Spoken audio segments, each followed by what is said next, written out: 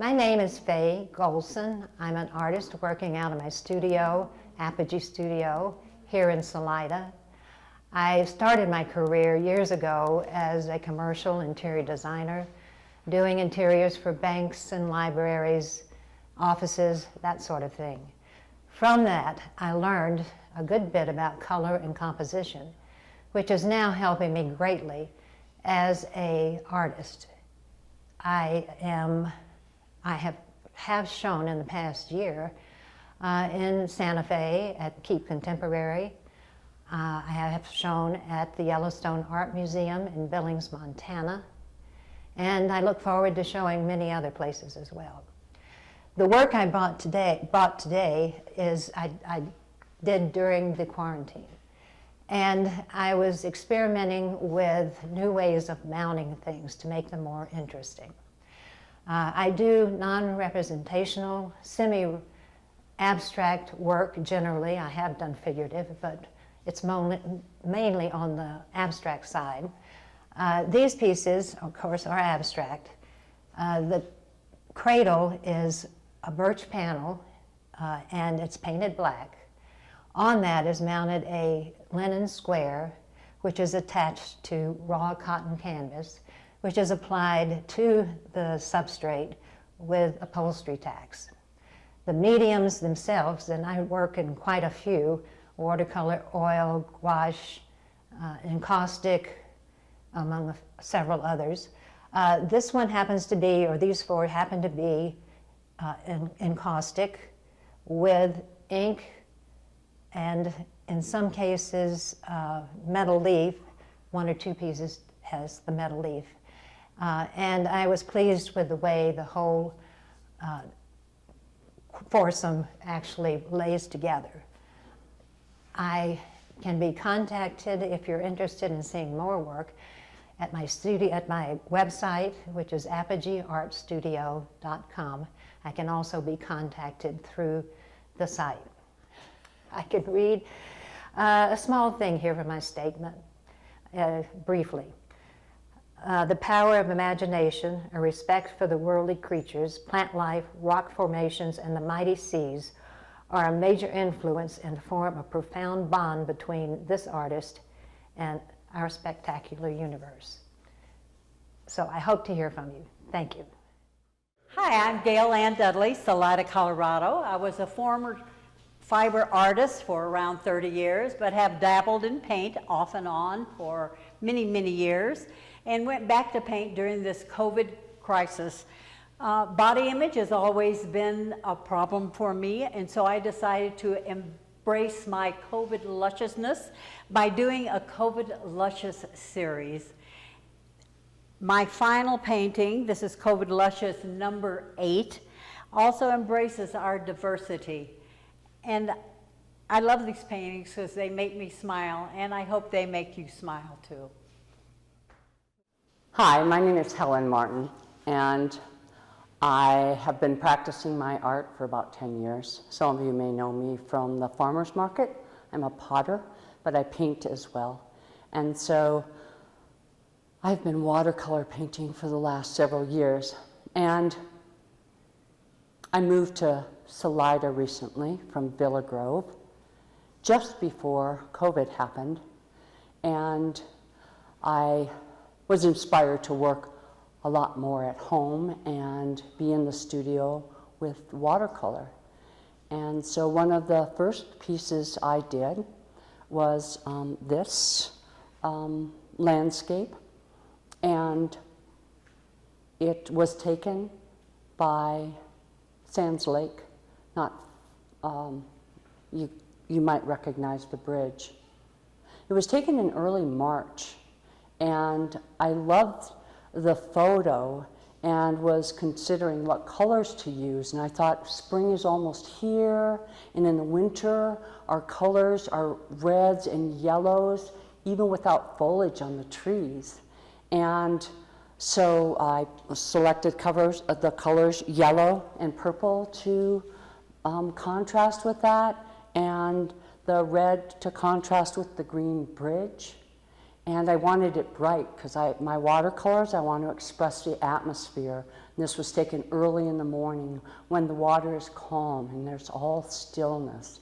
And I just find that so peaceful. And I think the work really brought that out. And then the steam plant called for this show to say, this is what we're doing in the time of COVID. And I thought about this piece and I thought, wow, it's kind of like almost a harbinger for what's happened to us. Like spring came along with COVID and social distancing and being isolated in ourselves and within our families, and quiet. Salida became so quiet. And I thought, here it is. This is what happened. We got quiet. We got an opportunity to change things, to come into a new beginning. And I'm a forever optimist. And so I see the solidarity of this community. I howl at night at 8 o'clock with my neighbors, and I see some brightness that came out of this contrast of the darkness, and we're going to come out into the light. Yeah, that's it. Thank you. Hi, I'm Carolyn Barnett, and I'm representing Jane Ewing, who can't be here right now. And she is such a huge supporter of the art scene here in Salida. She was possibly or partially responsible for the mural that's at the back of the sculpture garden, in addition to being one of the artists. So here is her artist statement about her submission, and it's called Anthem, and it's actually from Leonard Cohen. The lyrics in Leonard Cohen's song stand for something clear and strong. The world has broken parts, we have broken hearts, and we have doubts about perfectly repairing matters. There are so many cracks, and we need so much light. Light symbolizes spiritual strength and love. We can grow stronger because through the cracks, the light gets in. The situation does not admit of total solution or perfection, but Cohen's message is tremendously hopeful and positive in the wake of the tumultuous global spread of the coronavirus. Despite all this brokenness, there still is beauty. Sentiments in the poem resonate across the world. What might our world look like if we rang the bells that still can ring? And that was a statement by Jane Ewing. And here's what Leonard Cohen said. Ring the bells that still can ring. Forget your perfect offerings. There is a crack in everything. That's how the light gets in. Leonard Cohen. Hi, I'm Jane Templeton. I'm a fiber artist, and as my friend Becky says, I am multi-craftual, which means I do just about everything and anything associated with fiber. That means I spin, I knit, I weave, I crochet, I sew, I bead, I dye, and that's DYE, by the way. So anything to do with fiber, I'm a big fan of. And I've been part of the Fiber Festival since its inception, and also part of the Fiber Arts Guild here in Chaffey County since its inception as well.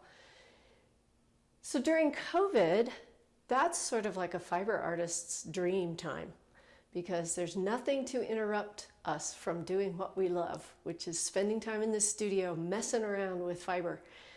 And I had these 4 yarns, that I had natural dyed. So on my scarves, I dyed the beiges with avocado pits, the brown with black walnut hulls that I found in Kansas City, Kansas last September, and the gold from yarrow flowers, yellow yarrow flowers.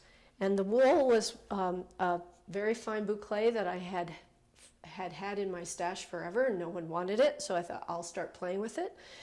And I ended up with quite a bit, so I thought, all right, we'll start with scarves. So I did a couple of plaids, and I still had yarn left over. So I made a Harry Potter scarf that's very, very long.